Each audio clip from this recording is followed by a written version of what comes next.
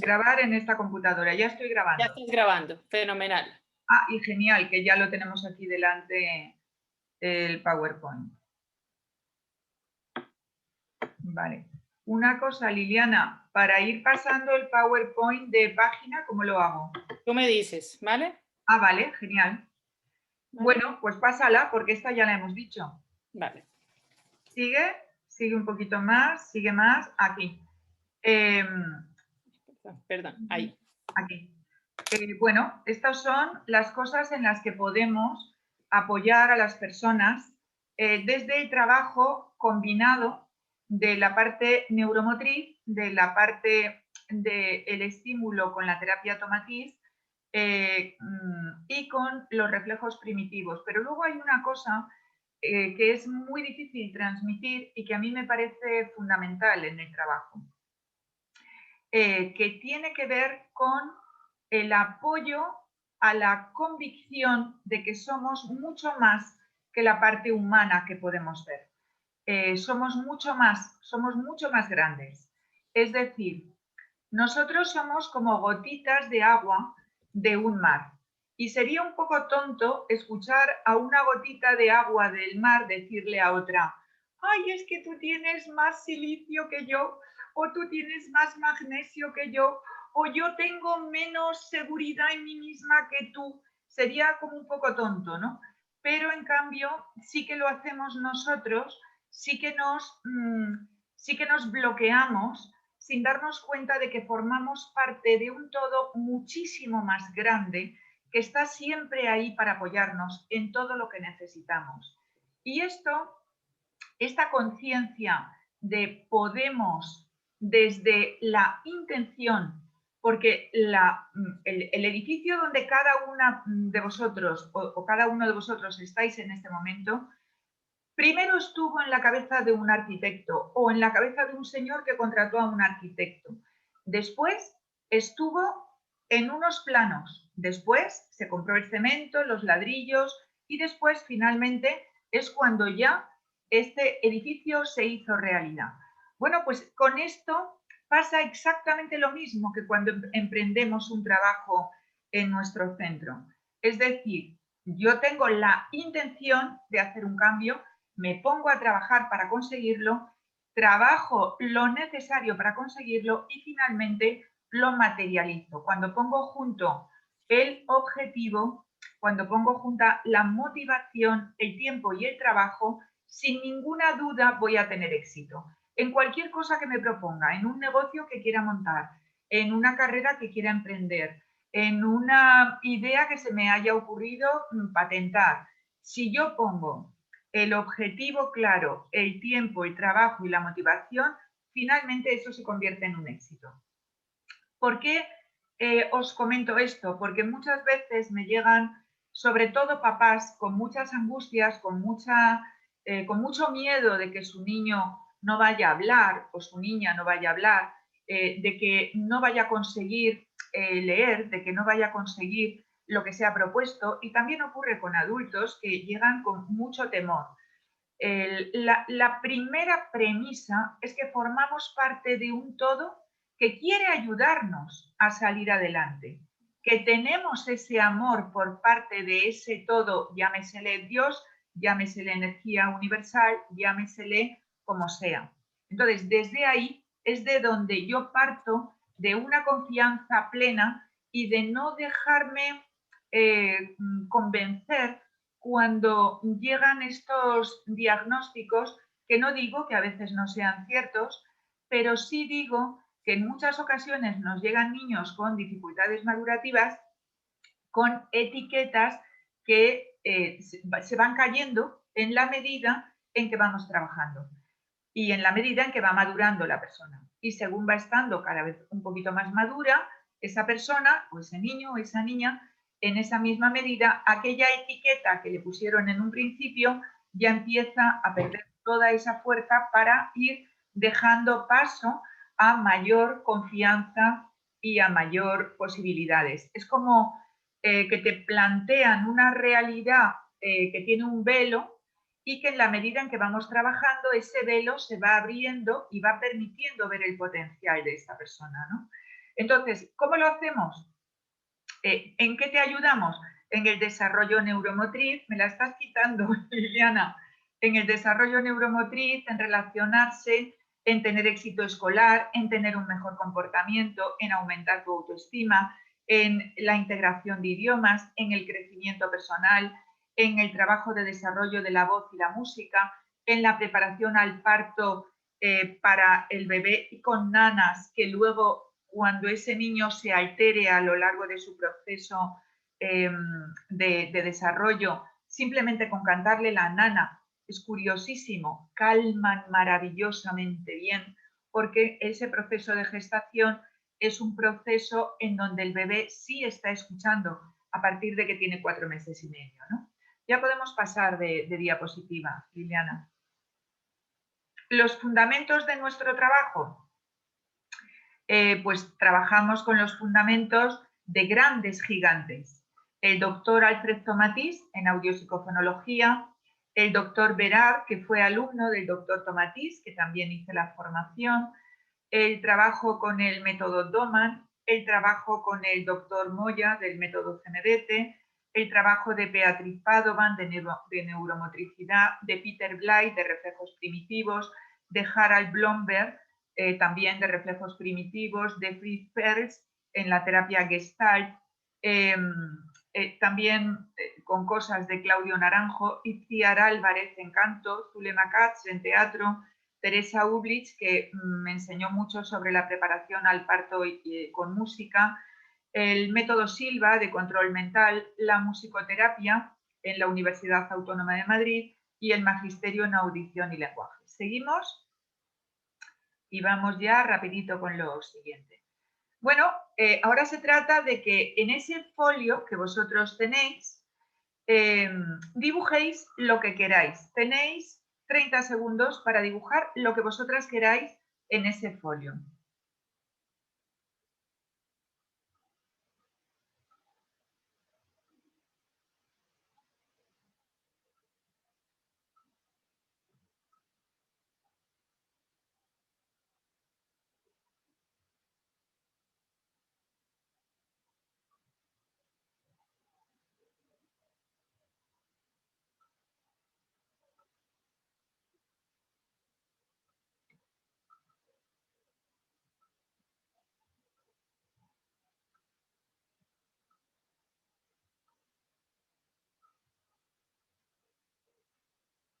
Muy bien, pues habéis dibujado una cosa en un folio, ¿verdad? Muy bien. Antes de dibujar esta cosa que habéis dibujado, el folio ya existía, ¿verdad? Pues existe, o sea, exactamente igual el potencial de cada persona está antes de que la persona empiece a tener etiquetas encima. Ese potencial siempre estuvo y siempre va a estar con la persona. Ese potencial es, si confiamos en él, la base de cualquiera de los desarrollos que vamos a hacer, ¿vale? Pasamos, Liliana. Si confiamos en el potencial de la persona, este se va a desarrollar mucho más fácilmente. Si no confiamos en ese potencial, vamos a andar en muchos miedos y muchas dudas porque lo estamos haciendo desde nuestro pequeño yo. Si confiamos en nuestro gran yo, que es muchísimo más grande que nosotros y que nos une a todos, desde ahí las cosas van a fluir de otro modo completamente distinto. Pasamos. ¿Sabes cuántas semillas hay en un escaramujo de rosa mosqueta? No, no lo sabes tú, ni yo, ni Internet tampoco. ¿Por qué? Pues muy simple, porque depende de factores como el número de semillas con el que nació, la variedad a la que pertenece, el tipo de tierra en el que crece, las que se mueren por distintos motivos, el cuidado al que estén sometidas, que las dejen secar del todo, que las planten en el momento justo. Bueno, pues exactamente lo mismo nos ocurre a nosotros. Entonces, cuando veáis gente que pone etiquetas a los demás, de es que tú no vas a poder no sé qué, o es que tú no tal, o tú no, inmediatamente cortar este discurso que a veces nos sorprendemos a nosotros mismos en él, porque realmente no nos está ayudando. Ya podemos pasar, Liliana, me encantaría saber cómo hacerlo para no molestarte. Si me dices, lo voy pasando yo. No te preocupes, no molestas para nada. Muchas gracias, Liliana. Los seres humanos, a los seres humanos nos pasa como a las rosas. Necesitamos que nos cuiden y que confíen en nuestro potencial cuando somos pequeños. Y necesitamos cuidarnos y confiar en nuestro potencial cuando somos mayores. Y cuidarnos significa dedicarnos tiempo, dedicarnos espacio, dejarnos sentir y ir hacia lo que verdaderamente nos mueve internamente. Ese movimiento que se da dentro de nosotros hay que escucharlo porque es desde ahí, desde donde pasan las grandes cosas, ¿no? Seguimos. El potencial está en todos nosotros y todos lo tenemos, pero se invisibiliza cuando el miedo nos impide verlo. Tanto a nosotros como seres humanos, como cuando nos pasa con nuestros hijos. Lo podemos ver cuando confiamos en él. Si no confiamos en él, nunca lo veremos, ni el nuestro ni el de los demás. Pasamos. La columna vertebral del neurodesarrollo es la confianza. Cambiar nuestra elección, no creernos las etiquetas, aumenta las posibilidades de esa persona para desarrollar sus habilidades hasta llegar a su máximo potencial. ¿Cómo elegimos ver nuestra situación o la de nuestro hijo o hija? ¿Como un árbol caído o como un árbol que tira hacia el cielo con toda la fuerza del mundo? ¿Cómo elegimos? Porque eso va a determinar los cambios que van a ocurrir posteriormente. Esta fuerza que tenemos desde el pensamiento y el sentimiento unidos, no podemos pasarla por alto, ¿vale? Y no os preocupéis que ya vamos a pasar a la parte científica, ¿eh, chicas? Que no, o chicos, que no me quiero distraer. Las semillas del neurodesarrollo, ¿cuáles son?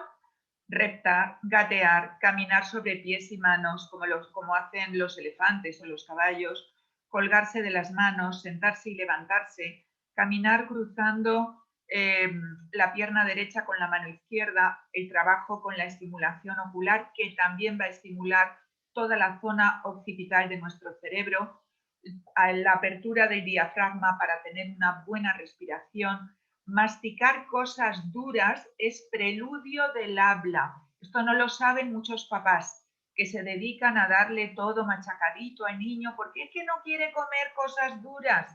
Entonces yo se lo hago fácil al niño, muy mal. Hacérselo fácil al niño, muy mal.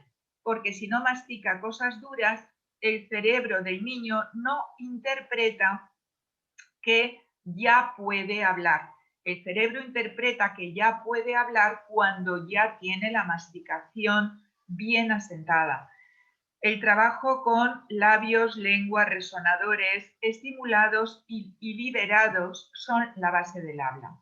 Pasamos a la siguiente, Liliana. A mí me gusta... ¿Cómo?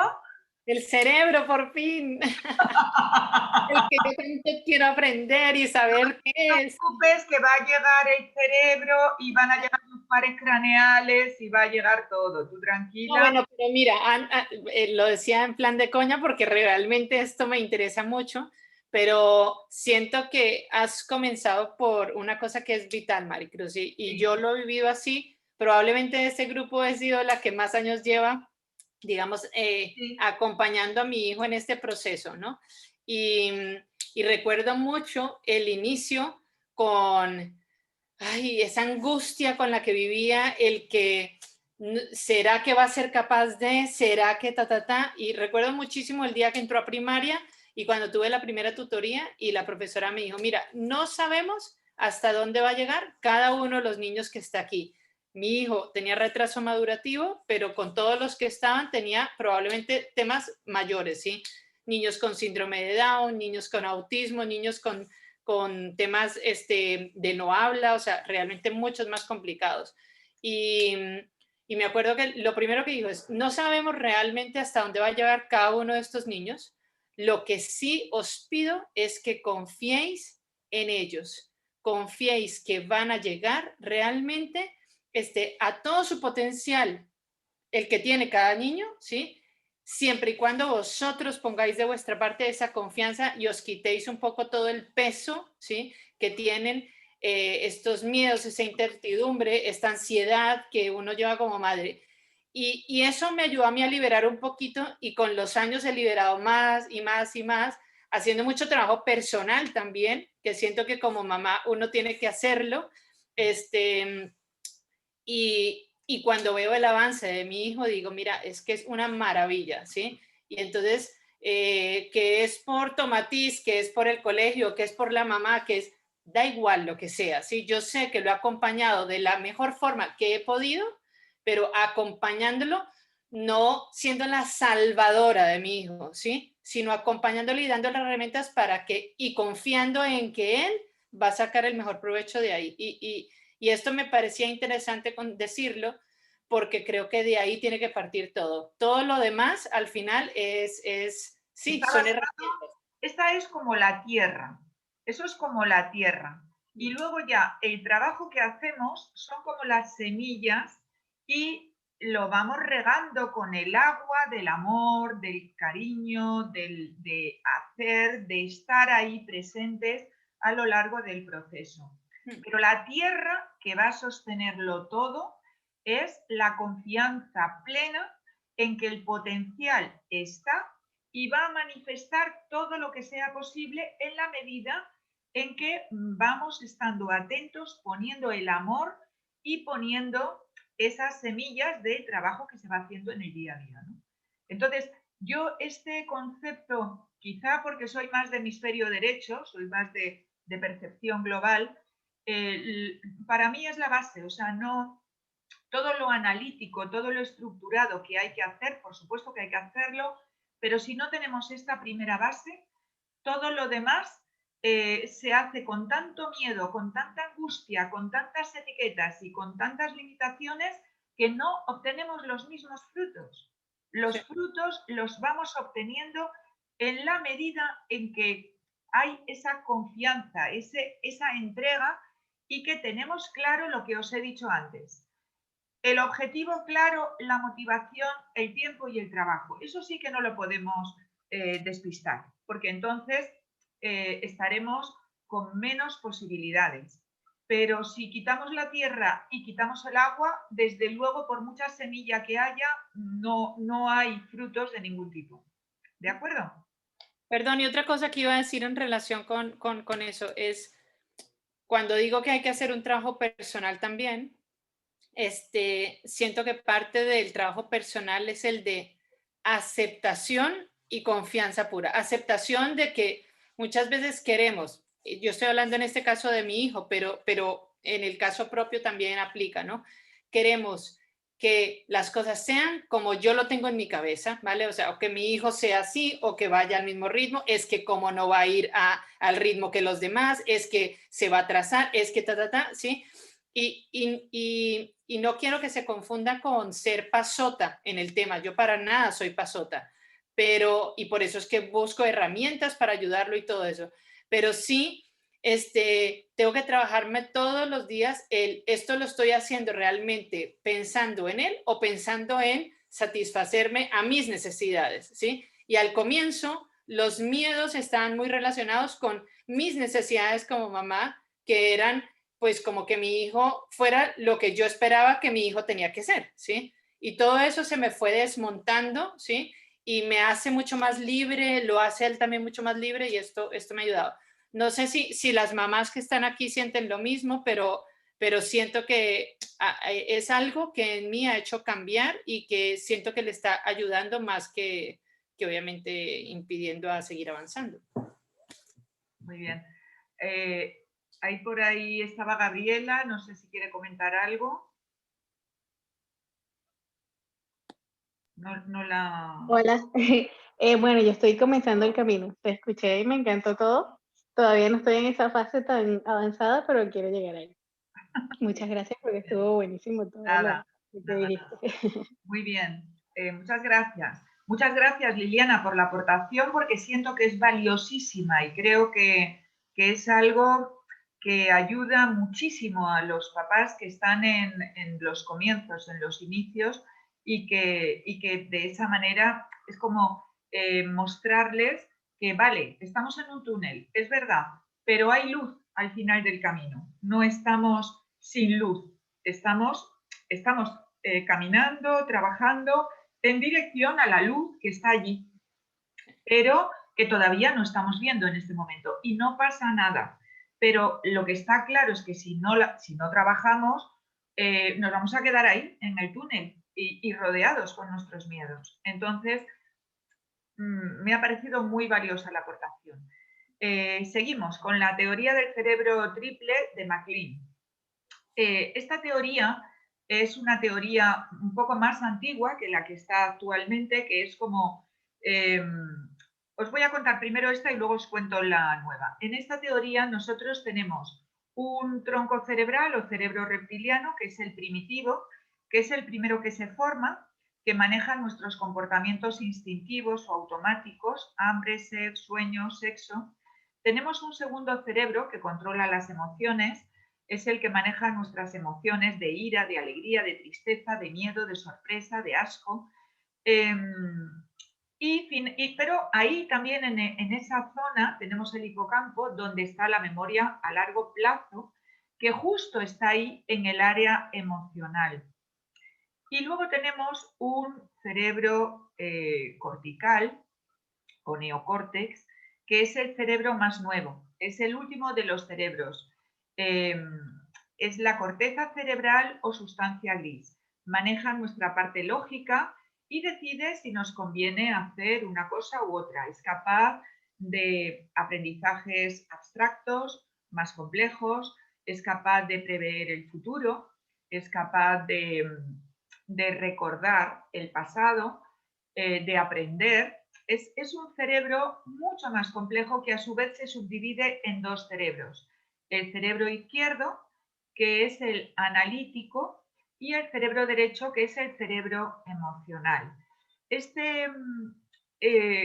Hay una definición que a mí me gustó mucho, es como muy de andar por casa, que es como que en el cerebro derecho lo tenemos todo, está todo, tenemos toda la información del mundo, está ahí junto con la capacidad para darnos cuenta de las cosas a nivel global, que vemos. Si viéramos un elefante, este lo vería entero. Mientras que en el cerebro izquierdo, si viéramos un elefante, iría partecita por partecita, subdividiéndolo en trocitos, y si no tuviéramos el cerebro derecho, se podría quedar con ideas muy peregrinas, como que la cola es una serpiente, como que la pata es independiente del resto. Entonces, lo idóneo es cuando conseguimos que los dos cerebros estén en armonía. Y esto se logra a través del cuerpo calloso, con una buena estimulación, se logra que la información pase del cerebro derecho al cerebro izquierdo con vías cada vez más anchas, más potentes, más rápidas. Y esto va logrando una capacidad de reacción cada vez más fácil, ¿no? En la teoría como más actual se dice que el reptiliano y el límbico van juntos como en un bloque, porque serían como los cerebros inconscientes, y que el córtex sería como ya la parte consciente. Esa es como una teoría más nueva, pero a mí esta me gusta más porque me sirve muy bien para cuando trabajo con los ejercicios, tanto cuando trabajo con reflejos primitivos como cuando trabajo con el trabajo neuromotriz. Me sirve muy bien porque, por ejemplo, en todo lo que es la parte del tronco cerebral estaría lo que es el reptado homolateral, el reptado contralateral, lo tendríamos en esta primera parte de la base en el cerebro reptiliano. mientras que ya el gateo estaría en, de hecho, el reptado contralateral estaría ya en el salto entre el cerebro reptiliano y el cerebro medio. Y en el cerebro medio ya estaría el gateo. Y el macaco, el caminar sobre manos y pies, estaría justo en el salto desde este cerebro medio hacia el córtex, junto con, está más dentro del cerebro medio, pero estamos ejercitando ya la subida para luego poder hacer el sienta-levanta, que posteriormente nos dará la facilidad para pasar al caminar, al ponerme de pie y poder andar. Esto ya está en el cerebro cortical. Lo de poder andar, perdonadme un segundito, porque... Esperad un segundo nada más, ¿eh? No sabía, está enchufado el aparato, pero no, me ha avisado de que me estaba quedando sin batería, ya está. Entonces, ¿qué ocurre cuando llego a la parte del córtex? Cuando yo ya llego a la parte del córtex, yo ya estoy andando. Entonces, ando, hablo, pienso, esto ya lo hago con la zona alta, con mi cerebro cortical. Hablar viene sucediéndose como alrededor de los 2 años, aproximadamente ya puedo hablar 2 palabritas. Y la parte de pensar, de relacionar, ya se me da un poquito más tarde. También depende mucho de los niños, porque hay niños que lo hacen muy tempranito y hay otros que necesitan un poquito más de tiempo. O sea, no hay como estructura de pasa tal cosa. Bueno, depende un poco del proceso de neurodesarrollo de cada persona. ¿Qué ocurre en el córtex? Si no tengo bien estimuladas las conexiones neuronales dentro de mi cerebro reptiliano o de mi cerebro primitivo, evidentemente no voy a tener mi córtex igual. ¿Por qué? Porque el córtex se va a tener que hacer cargo de funciones que no le corresponden. Entonces, si él está preparado para el desarrollo de la inteligencia y para el desarrollo de la creatividad y resulta que se tiene que hacer cargo de no caerse y se tiene que hacer cargo de que no le salte el miedo en cualquier momento porque no lo puede controlar, toda esa energía que está dedicando a controlar estas situaciones más básicas son situaciones que le están impidiendo el desarrollo de funciones más complejas para las que está preparado. ¿Qué tenemos que hacer si queremos que funcione bien ese córtex? ¿Qué es lo que tenemos que hacer? Pues evidentemente tenemos que primero darle un buen sostén. ¿Cómo le damos ese buen sostén? Haciendo una buena integración de esos reflejos primitivos básicos, o llámese reflejos primarios, o llámese reflejos arcaicos, o llámese reflejos a secas. Pero si esa parte no está bien integrada, no vamos a poder desarrollar de la misma manera las zonas más elevadas de nuestro cerebro. ¿Qué ocurre cuando de pronto nos llegan los papás y nos dicen, es que el niño no habla o la niña no habla o tiene el problema de que no lee bien o no se relaciona bien con los niños? ¿En qué pienso yo inmediatamente? En este cerebro. ¿En qué pienso? Inmediatamente en esto. Entonces, me pongo a contároslo, pero entiendo que las personas que tienen una necesidad más analítica necesitan verlo delante. Y vamos a seguir viendo más cosas del cerebro. El cerebro reptiliano es el tronco encefálico. Yo lo visualizo como si fuera una serpiente que la cabeza la tiene en la base de nuestra cabeza y la columna vertebral entera sería el resto de la serpiente, sería el cuerpo de la serpiente.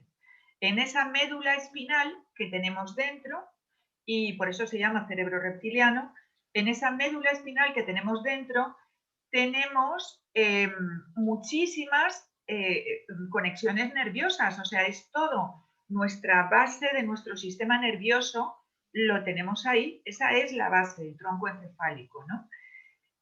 Luego veremos más cosas, luego veremos los pares craneales, que esos sí surgen de nuestro cerebro hacia nuestro cuerpo, pero en el cerebro reptiliano o tronco encefálico tenemos el equilibrio, la coordinación, el miedo, la capacidad de pasar por la línea media, la capacidad de cerca lejos, y eso se traduce a su vez en el reflejo tónico laberíntico, el reflejo de Moro, el reflejo tónico asimétrico cervical y el reflejo tónico simétrico, que todos ellos son reflejos vestibulares y son reflejos que corresponden a nuestra base, porque el vestíbulo está en el tronco cerebral. Luego tenemos un cerebro límbico o cerebro emocional que nos permite las relaciones con los demás, la empatía, pero cuidado porque también nos permite la memoria a largo plazo y tiene funciones dentro del campo emocional muy, muy potentes. Y luego tenemos el córtex, donde está la planificación, las funciones ejecutivas, el control de la conducta, todo eso lo tenemos ahí. He puesto una casa aquí que no tiene unos buenos cimientos. A esta casa, si viene un poquito de aire, va a tenerlo difícil para poderse sostener. ¿De acuerdo? Entonces, si no tenemos unos buenos cimientos en el tronco cerebral, en la integración de los reflejos primitivos, olvidaros de que la vida de esa persona sea tan fácil como la vida de una persona que tiene integrados los reflejos primitivos y no solamente integrados, sino que luego tiene unas buenas paredes. Las paredes de esa casa para mí sería el apoyo emocional de los padres. Y el tejado de la casa, ese tejado ya sí es el lenguaje, la lectura, la escritura, las funciones abstractas, la capacidad de planificación, todo eso ya estaría en el tejado. Pero si yo no tengo unos buenos cimientos para esta casa y no tengo unas buenas paredes, no voy a tener, va a ser muy difícil que tenga un buen tejado. Muy difícil, porque no tiene dónde sostenerse. Y esto lo veo constantemente en la consulta, sobre todo con niños que me vienen de adopción.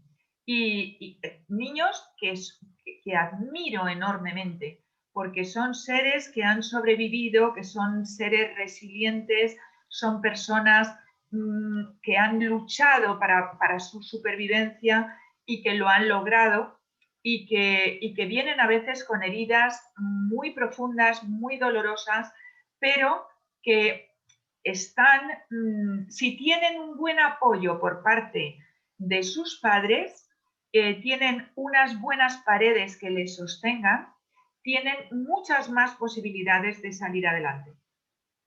En cambio, cuando nos llega un niño adoptado que tiene unos padres que trabajan muchas horas, que quieren mucho a ese hijo, pero que no tienen tiempo para poderle dedicar, no se dan cuenta de que este niño necesita un apoyo muy claro para él, ¿no? Y esta claridad tiene que estar tanto desde... pero claro, y volvemos a lo mismo. Si nos llega con un tronco cerebral que no ha podido integrar los reflejos básicos y esos papás tienen expectativas para este niño de que logre lo que hubieran logrado con un hijo que ha tenido una gestación amorosa, que ha tenido una primera venida a la vida desde el deseo profundo de ser padres, del apoyo total, de que lo miras al niño y te quedas mirándole con una carita diciendo, pero qué bonito es mi niño, Dios mío. Todo eso le ha faltado a esta criatura, porque se lo habrá dicho la cuidadora o el cuidador del orfanato, pero no es lo mismo que como se lo dice una persona que lo ha tenido dentro 9 meses, que han estado, y el que no lo ha tenido, pero que el padre también deseaba, estaba ahí, le han cantado nanas, ese bebé tiene un sistema nervioso que confía en el mundo, confía, tiene una confianza plena en los demás, no se plantea el tener, ha integrado bien su reflejo tónico laberíntico, su reflejo de Moro, ha ido siguiendo sus etapas, no te digo que todos, pero en un gran porcentaje. ¿Qué ocurre con los niños cuando nos llegan adoptados y con situaciones duras que han vivido, que han tenido que sobrevivir en circunstancias adversas? ¿Y esto qué genera? Una persona que tiene mucha tensión interna porque no confía en su entorno, porque no confía en los demás, porque tiene miedo y muy justificado además, muy justificado. Y además es un niño que cuando le ponen en un grupo con otros niños de su edad, nos encontramos con que el uno está hablando de que si se le rompió el juguete, el otro de que si su mamá no le dio el chocolate, el otro, y este dice, pero vamos a ver, que estos son tonterías de las que están hablando aquí esta gente, que no tienen, vamos, que esto no, vamos. Entonces, ¿por qué? Pues porque él ha vivido circunstancias muy duras y esas circunstancias duras las tiene grabadas a fuego en ese tronco cerebral. ¿Cómo desmontamos todo eso? Pues primero integrando los reflejos, después sosteniendo muy bien emocionalmente y finalmente dando mucho apoyo en todo el tema académico, ¿no? Seguimos. Vale. Esto ya lo acabo de decir, son los cimientos sólidos para una vida fácil. Vale, vamos a ver esto. ¿Qué trabajamos en una sesión de neuromotricidad? Vamos siguiendo todo lo que son los ejercicios básicos que todos los que estáis aquí conocéis. Reptado, homolateral, reptado contralateral, gateo, macaco, sienta, levanta, caminar cruzado, respiración, masticación, succión, deglución. Esto es lo que trabajamos. Seguimos.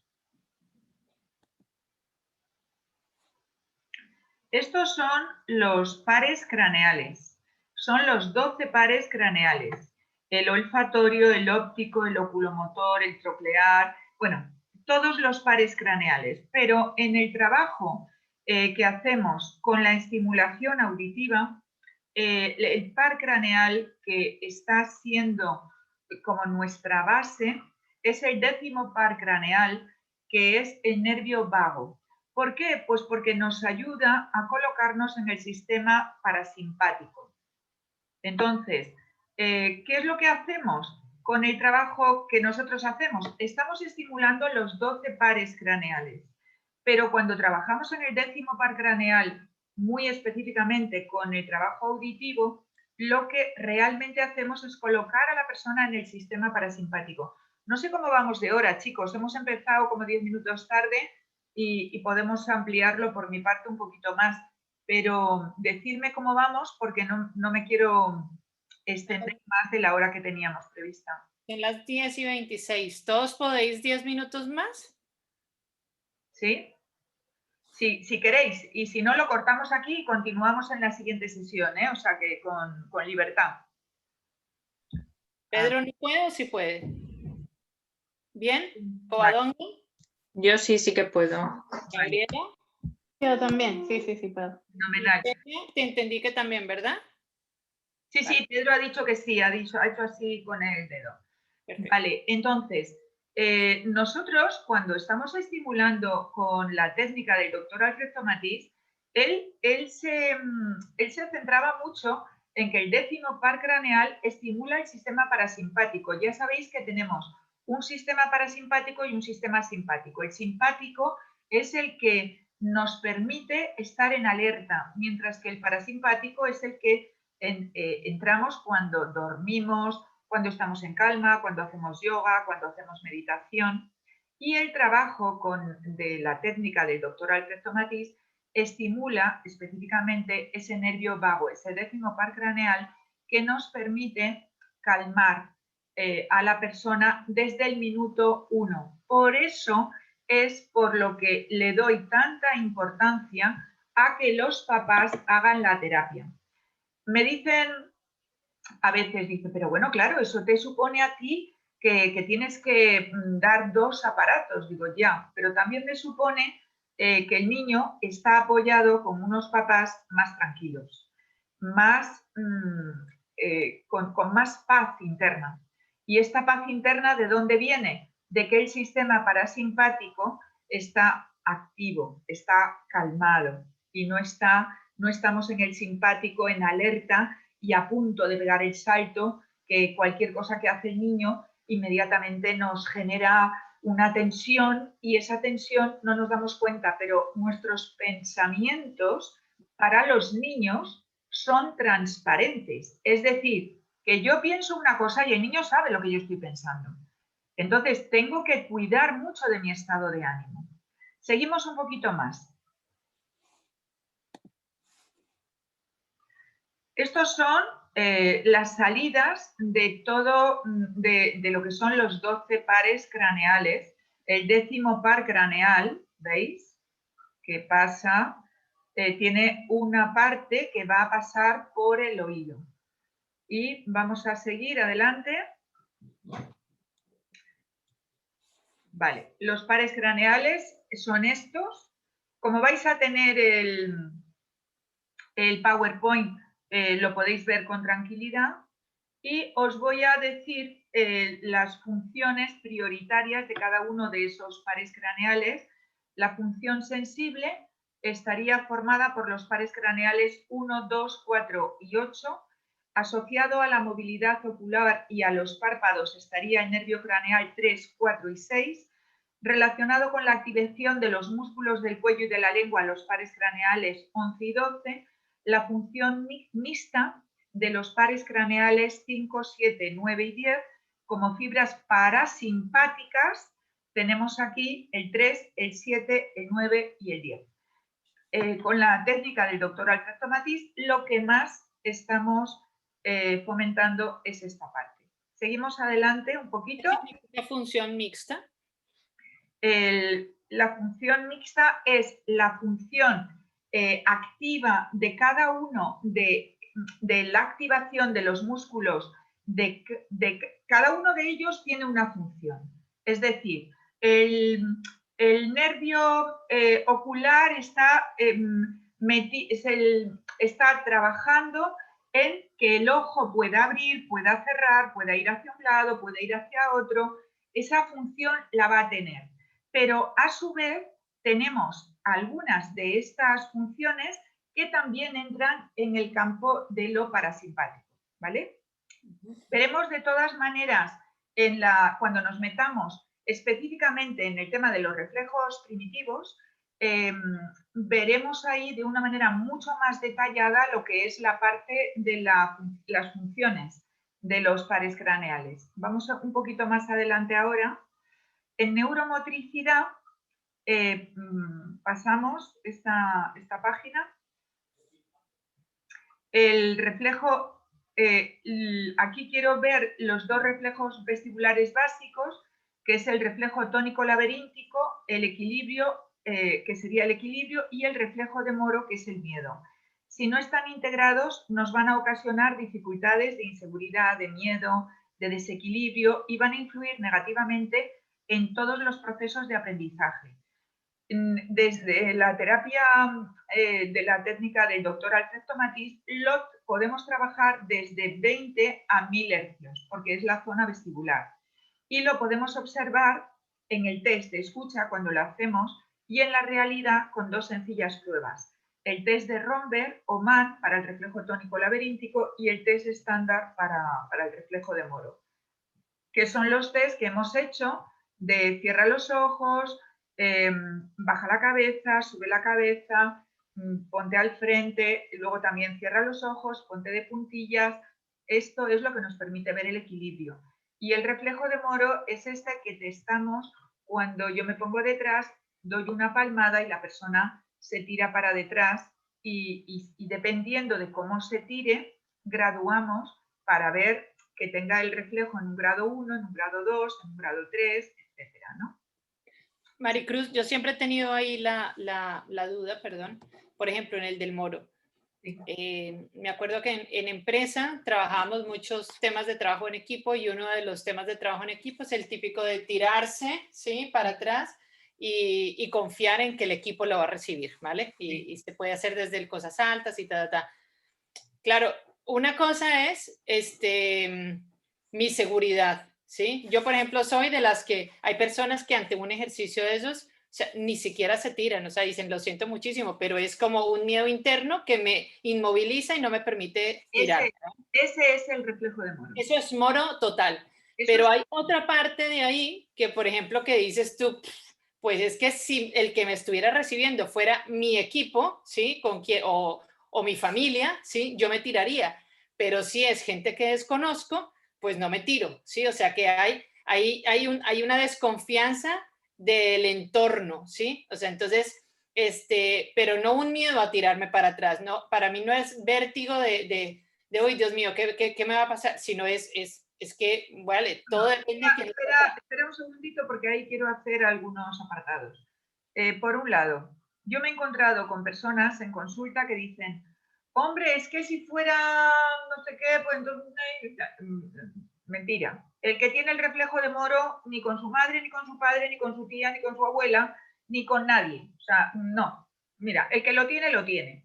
Vale. El que no lo tiene y no ha hecho nunca ese tipo de ejercicio y es la primera vez que lo tiene que hacer y tiene un poco de reparo, lo vence en cuanto que ya se decida y lo haga, lo vence inmediatamente. Pero hay personas que te ponen la excusa de no, es que sí, y luego es mentira. O sea, es que no es que no, es que no pueden. Ya. Es que no hay la posibilidad. No, quiero decir, yo esto lo he vivido muchas veces. Entonces, ha habido niños que dicen, bueno, lo voy a volver a intentar. Y entonces yo le dejo intentarlo hasta 3 veces sin ningún tipo de problema. Y no, es que no. Es algo más profundo, es algo más interno, es algo más potente. No hay manera de poder sobrepasarlo. ¿Y cómo es la manera? Pues muy sencillo. La fórmula es con el ejercicio adecuado para este tipo de situación, que es la apertura de los brazos, porque el reflejo de moro, no sé si se me ve bien, lo voy a intentar. El reflejo de moro en realidad es hacer este salto que te llevas un susto y que no lo puedes controlar, ¿no? Entonces, el doctor Peter Blight, que investigó muchísimo todo el tema de los reflejos primitivos, llegó a la conclusión con los reflejos primitivos, a la misma conclusión que llegó el doctor Tomatís para lo que hacemos en el trabajo neurosensorial.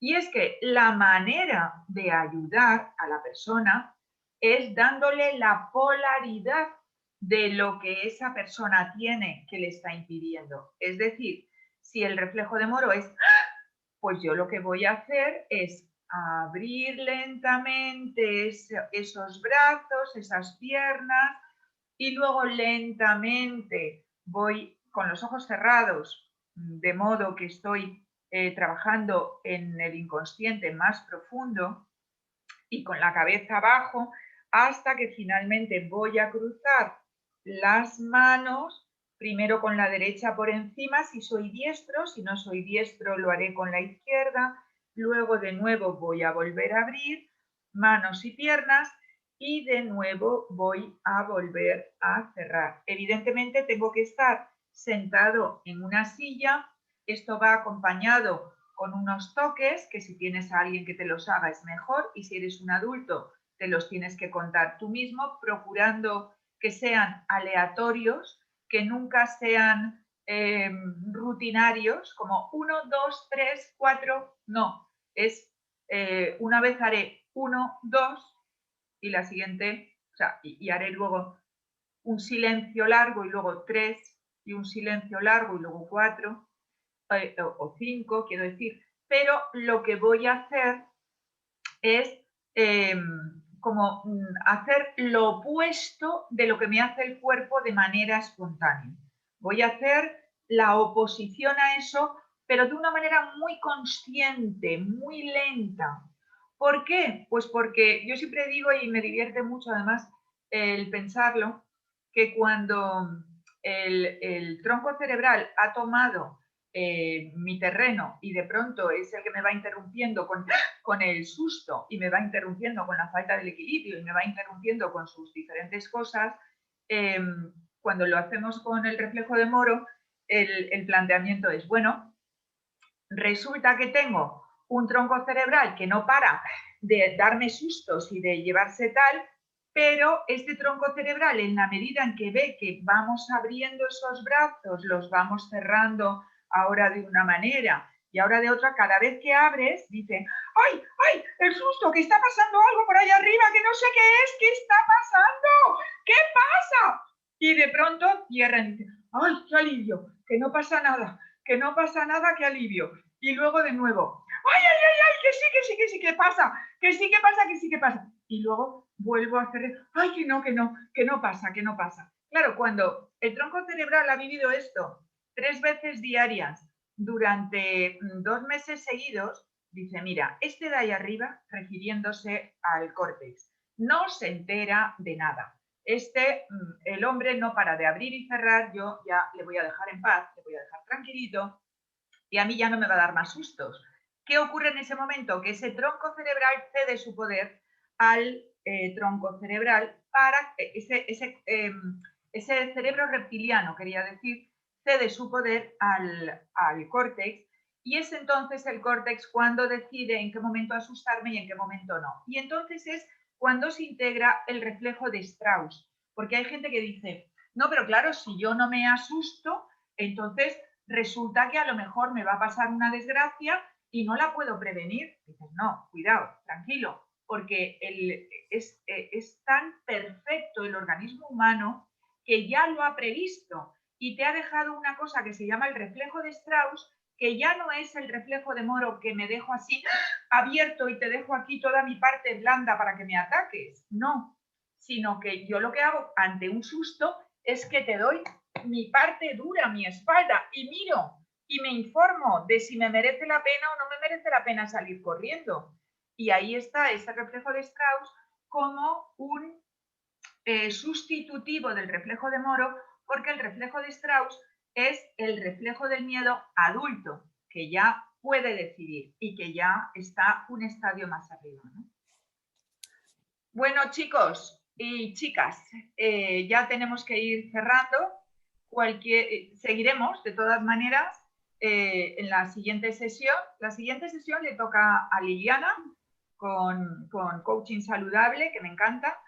Y luego ya dentro de 2 semanas hablaremos y veremos más sobre el tema de los pares craneales de una manera como más específica para que tengáis esta formación, esta información a la hora de poner todo el esfuerzo cuando hagáis vuestros ejercicios y que pongáis mucha motivación para lograr los mejores resultados. ¿Preguntas, dudas? No tenemos ni preguntas ni dudas. No, pero a mí me quedan miles, Maricruz, pero nos quedamos aquí media hora más. No, pues nada. Pues entonces... pero muchas gracias. Fíjate que hoy he aprendido un poquito más. O sea que fenomenal. Pues me alegro mucho de que hayas aprendido un poquito más. Me encanta que me vayáis pidiendo más, porque también eso a mí me hace tener que como sentarme, como poner las ideas en orden. Entonces me viene genial. Así que yo encantada de que me pidáis, ¿vale? Pues un abrazo muy grande. Muchas gracias, Maricruz. Muchas gracias, Maricruz. gracias. Muchas gracias a todos. Gracias a todos. Venga, un abrazo grande para Un todos. abrazo, buen día. Vale, igual. Adiós. Hasta luego. Adiós, hasta luego. A ver.